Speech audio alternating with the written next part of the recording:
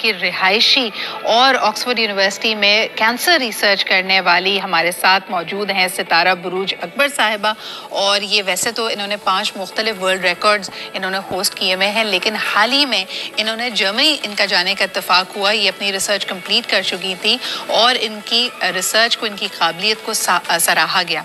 आपको बताते चलें कि हाइडलबर्ग जर्मनी में यूरोप का सबसे बड़ा कैंसर रिसर्च सेंटर है जिसको DKFZ कहा जाता है, और इनको वहाँ से भी दावत दी गई कि ये मज़ीद अपनी जो रिसर्च है वहाँ कंटिन्यू करें। She is aspiring to complete her PhD in similar subjects. आज हमारे साथ मौजूद हैं सितारा बुरूज और हमें ज्वाइन कर रही हैं बराह रास्त दुबई से। अस्सलाम वालेकुम सितारा, क्या हाल चाल है आपके? वालेकुम अस्सलाम, मैं ठीक हूँ, आपका क्या हाल है? आप भी इसी तरह चमकती जगमगाती रहें, मुल्क का नाम रोशन करती रहें। पहले तो मेरे व्यूअर्स जानना चाहते हैं आपकी कैंसर रिसर्च के बारे में। What were some of the key findings, और उसको इतना माशाल्लाह दुनिया में पजीराई मिल रही है, आप इसको किस तरह, how will you continue building on this research?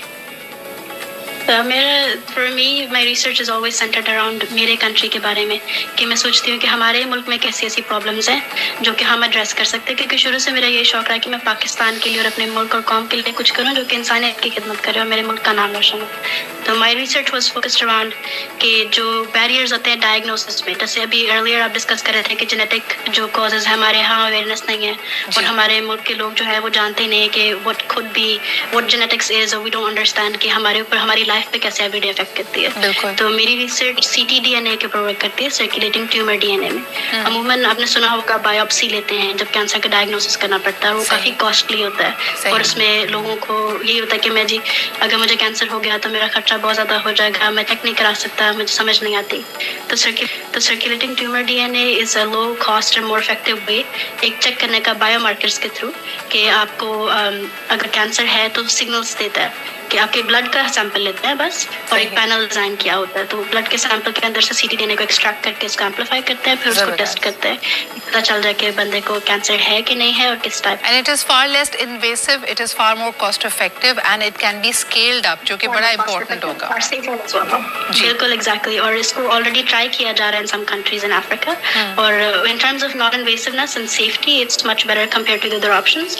और जो कि ह्यूमंस के ऊपर भी जो इम्पैक्ट होता है ना, इट्स साइकोलॉजिकली भी हमने देखा है कि लोगों को दे फील लेस वरीड। जबकि अगर आप बायोप्सी का सैंपल ले, even if it's not cancer something else, वो बंदे के दिमाग में से खौफ कभी नहीं जाता।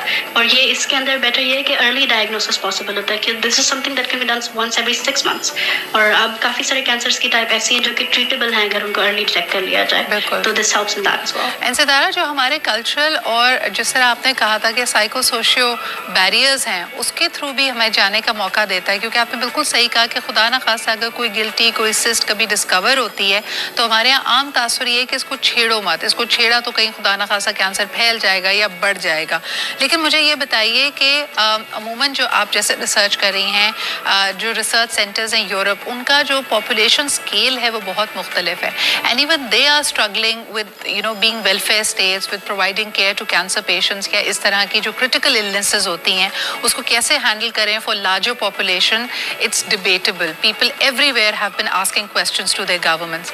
लेकिन बिलखुसूस हमारे जैसे ममालिक, आपने जैसे कहा कि जहां आबादी भी ज़्यादा है, वसाइल भी कम है, हम इस तरह के चैलेंजेस से कैसे निबर्दाज़मा हो सकते हैं? What is your recommendation in terms of our policy and taking and providing care for these cancer patients?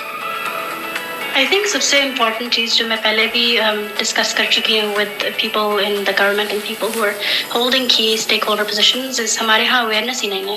काफ़ी सारी चीज़ें ऐसी होती हैं कि जैसे अब कैंसर का डायग्नोसिस सुन के तो हमारे दिमाग में पड़ जाता है कि this is a death sentence, even the most of the cancers have treatments now, वो हमें अवेलेबल नहीं होती। कैंसर तो क्या हमारे पास नॉर्मल एवरीडे चीज़ें, कितने सारे बच्चे होते हैं जाके बलूचिस्तान में कई दफ़ा केसेस आते हैं, पंजाब में, सिंध में, जिनको दे हैव रेबीज और उसकी वैक्सीनेशन है, उसकी ट्रीटमेंट उनके पास अवेलेबल नहीं होती। तो कैंसर तो बहुत बात की चीज़ है, हमारे पास हेल्थ केयर का इंफ्रास्ट्रक्चर ही नहीं है। और ये welfare states when it comes to even doing research, जब आप पाकिस्तान में कहते हैं कि कोई अस्सलाम वालेकुम व रहमतुल्लाहि व बरकातुहू, सुभान अल्लाह व बिहम्दिही, सुभान अल्लाहिल अज़ीम, अल्लाहुम्मा सल्लि अला मुहम्मद व अला कमा सल्लैता अला इब्राहीम व अला आलि इब्राहीम इन्नका हमीदुम मजीद, अल्लाहुम्मा बारिक अला मुहम्मद व अला आलि मुहम्मद कमा बारकता अला इब्राहीम व अला आलि इब्राहीम इन्नका हमीदुम मजीद। दोस्तों आज 3 मार्च 2024 और मैं फ्रैंकफर्ट जर्मनी के अंदर जो मिडल है शहर का, जो रेलवे स्टेशन के बिल्कुल करीब का जो एरिया है, उस तरफ निकला हुआ था। तो मैंने समझा चलें दोस्तों को भी साथ शामिल कर लेते हैं। संडे का दिन है और बहुत ही खूबसूरत धूप निकली हुई है, तो चलते हैं शहर की तरफ। वहाँ से चलते थोड़ा आगे निकलेंगे तो आप भी साथ साथ नज़ारे देखते जाएंगे, साथ साथ हमारा भी काम होता जाएगा। बात यह है कि कल एक वीडियो मेरी नज़र से गुजरी, एक ऐसी वीडियो कि मेरा दिल किया कि मैं दोस्तों के साथ उसको शेयर करूं। 1-2 दफ़ा मैंने पहले भी वीडियो अपलोड की है। वो पाकिस्तान हमारा जो देश है, जिसे हमने बहुत सी कुर्बानियाँ दे के, जानों की कुर्बानियाँ, माल की कुर्बानियाँ, इज्जतों की कुर्बानियाँ, वो सब दे के हासिल किया।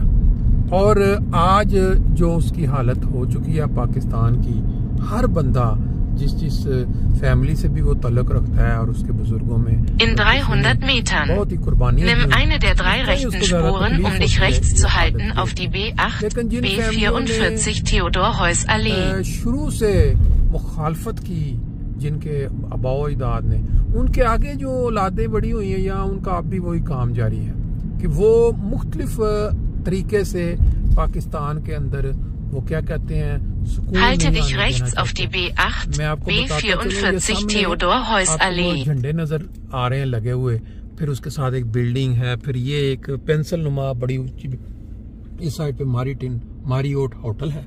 वो सामने जो है ना वो मैसे, जब भी यहाँ मैसे लगता है, बहुत बड़ा कोई एग्जीबिशन लगता है, तो जर्मनी के बड़ी बड़ी जो हॉल्स हैं जहाँ दुनिया भर से बड़े बड़े जब कोई एग्जिबिट, तो वहाँ दुनिया बहुत आती है। लेकिन ये कोरोना के बाद ये काफ़ी ज़्यादा कम हो गया है। लोग जो टैक्सियाँ चलाते हैं वो भी कहते हैं वो पहले वाली बातें नहीं रही। ये बेसिकली इधर रेलवे, इस साइड पे अगर चले जाएं तो रेलवे स्टेशन जो है वो आ जाता है करीब। तो हम अभी इधर निकलेंगे मोटरवे वाली साइड पे। जब फ्रैंकफर्ट से बाहर निकलते हैं मोटरवे वाली साइड पे जाने, तो ये मंजर आपको नजर आते हैं। बड़ा ही खूबसूरत चमकती हुई इमारत हैं। जब सूरज निकला हो खास तौर पर तो उस वक्त लगता है। और फिर थोड़ी ये ऊपर साइन भी आप देख रहे हैं 648 या 5 नंबर जो मोटरवे है, ये जिस वक्त चढ़ने लगे ये 648 है। तो आगे चल के In 500 Metern. Nimm die rechte Spur aus. अगर हम सीधे चले जाते तो मोटरवे पे जा चढ़ते। अभी हम In 500 Metern. बात मैं कर रहा था, Nimm die linke Spur, abzubiegen auf die B44 Katharinenkreisel. बात में ये कर रहा था कि पाकिस्तान के अंदर बहुत सारे लोग ऐसे हैं जिनके आबाओ अजदाद ने उस वक्त मुखालफत की, लेकिन वो पाकिस्तान में आ गए। तो उन्होंने अपनी वो रिश्वतवानियाँ अभी भी वहाँ जारी रखी हुई हैं। उसमें तफसील में जाने की ज़रूरत नहीं है किस तरह, लेकिन जो मोहब्बत करने वाले हैं पाकिस्तान से, उनके Links abbiegen auf die B44 Katharinenkreisel. Dann nimm die rechte Spur. जिनके आबाओ अजदाद ने पाकिस्तान बनाने में मेन किरदार अदा किया, उनके बच्चे भी आज उनको बेशक पाकिस्तान में वो लोग जिनके आबाओ अजदाद मुखालिफ थे, जिनकी तहरीरें, जिनकी तारीख में किताबें भरी पड़ी, वो पाकिस्तान से अब भी मोहब्बत करते हैं। पाकिस्तान के लिए अपने दिलो जान क्या कहते हैं उस हर कोशां रहते हैं कि उनको कोई मौका मिले। अभी आप ये इंटरव्यू सुने एक बच्ची का जो जमात अहमदिया से ताल्लुक रखती है, उसके जो भी उसने कारनामे अभी तक अंजाम दिए हैं, कितने उसने वर्ल्ड रिकॉर्ड कायम कर दिए हैं, वो सारे के सारे जब पाकिस्तान टीवी वाले चैनल्स जो हैं वो जब बयान करते हैं तो वो नाम ही नहीं लेते उस शहर का जहां से उसका ताल्लुक है, रबवा या चिनाब नगर। लेकिन कल मेरी नजर से एक इंटरव्यू गुजरा है, उसमें मैंने देखा कि वो जो है बयान करने वाली वो नाम ले रही हैं। Nimm die rechte Spur, abzubiegen auf die Straße am Römerhof. कम से कम किसी में इतनी हिम्मत तो है कि वो सच बयान कर रहे हैं। और फिर वो बच्ची का जो इंटरव्यू सुने, इसको 2 पार्ट्स में हम रखेंगे और ताकि ये लंबा ना हो जाए, आपको अंदाजा हो कि माँ बाप या बुजुर्गों के साथ उस देश में जो भी सलूक रवा रखा जा रहा है, उनके बुनियादी हकूक छीने जा रहे हैं, उनको जॉबों, अच्छी अगर कोई लायक शख्सियत है तो उसको मुल्क में खिदमत का मौका नहीं दिया जा रहा। लेकिन उस बच्ची का जज्बा देखें, उसकी बातें सुने, फिर आपको अंदाजा होगा कि जिस खून के अंदर क्या करना, एक उनसर शामिल हो और उनकी तरबियत इस रंग में हुई हो कि आप जिस देश से हैं, जिस देश ने आपको एक शिनाख्त दी है, आपने अपनी पूरी उम्र उसके साथ वफा करनी है।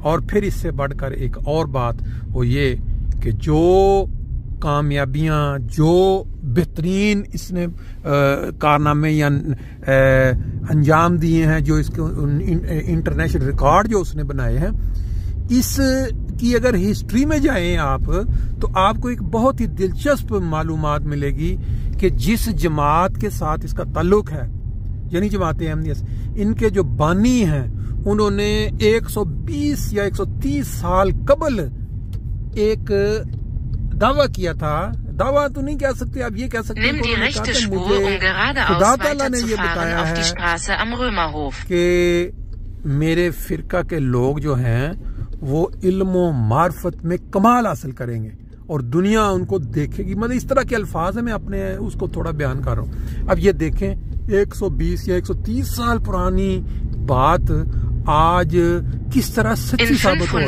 है। डॉक्टर अब्दुल सलाम जिन्होंने नोबेल प्राइज हासिल किया, पहले मुसलमान, फिर उससे पहले सर जफरुल्लाह खान ले लें, ये सारी जो बातें हैं ये क्या जाहिर कर रही हैं कि एक शख्स जो कहता है कि मुझे खुदा ने बताया है कि मैं तेरे फिरका के लोग इल्म मार्फत में कमाल हासिल करेंगे, किस तरह हो रहा है।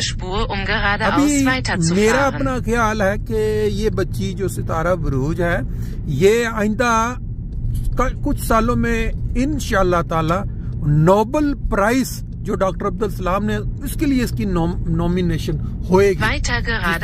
अल्लाह ताला ने इसको एक अल्लाह ज़ेन से नवाजा हुआ है और जितनी इसको पूरी दुनिया में राय मिल रही है और लोग उसकी कदर कर रहे हैं कि इसके पास जो अल्लाह ने इसको ज़हानत दी है उससे फायदा उठाया जाए। उसके दिल में आज भी यही है कि मैंने पाकिस्तान की खिदमत करनी है, पाकिस्तान का नाम रोशन करना है। ये है एक अहमदी का किरदार और ये है एक अहमदी का जज्बा अपने मुल्क के लिए। पहले हिस्से में तूने, फिर बाकी दूसरे हिस्से में इंशाल्लाह।